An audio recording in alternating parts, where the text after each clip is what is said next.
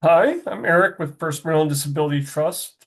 In this video, we're going to talk about one of the most misunderstood reasons your supplemental security income, SSI, could be reduced. In-kind support and maintenance, commonly known as ISM.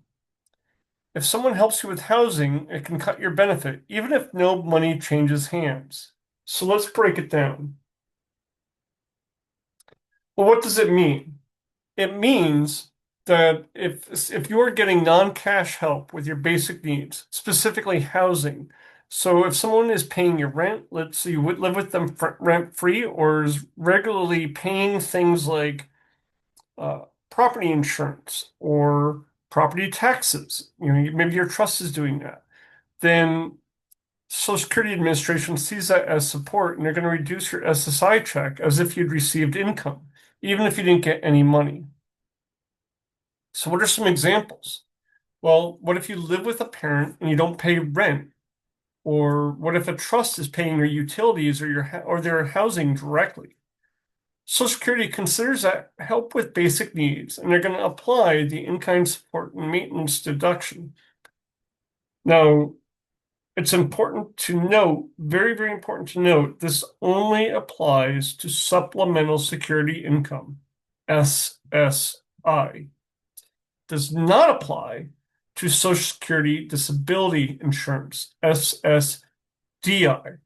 So if you are getting SSI and you qualify for Disabled Adult Child Benefit, which will pay in SSDI, there may come a time when your trust can pay for your housing bills. So it's important to know, are you getting SSI or are you getting SSDI? So how much can it reduce your SSI? Well, if they determine that you're receiving in-kind support and maintenance, they could reduce it by up to 1/3 of the federal benefit rate. In 2025, that's about $322 per month. A big reduction when you consider the federal maximum is only $967 per month. And even partial support can trigger a smaller reduction depending on the situation. So you really want to make sure you know what's going on. And it could be deducted for 1 month, it could be ongoing, and you're not going to get the money back. So it's just something to be aware of. How do you avoid it? Well, you can protect it by paying your fair share of household expenses. And what that means is, as I mentioned in previous videos, Social Security factors in presumed maximum value, and they determine that using a formula that I'm not going to share here, but you can go to their website and see it. What that means for you is as long as you are paying approximately $350, there's an exact dollar amount, but I'm going to give you the approximate $350 a month, then they are going to assume that hey, that is you're paying your fair share. It helps to have a written rental agreement and don't accept free housing unless it's absolutely necessary.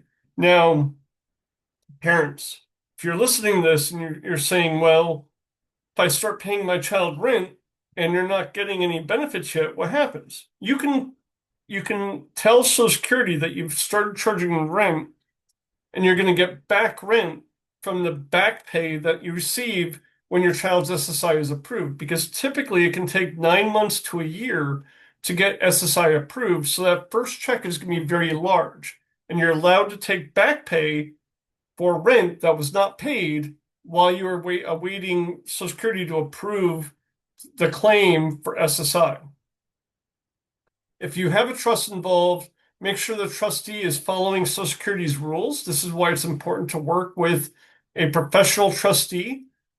And then, although these aren't guarantees to make sure that you're not going to get pinged by in-kind support and maintenance, it's a very good chance that if you follow these, Social Security is not going to have any grief with you, and you should get your full benefit.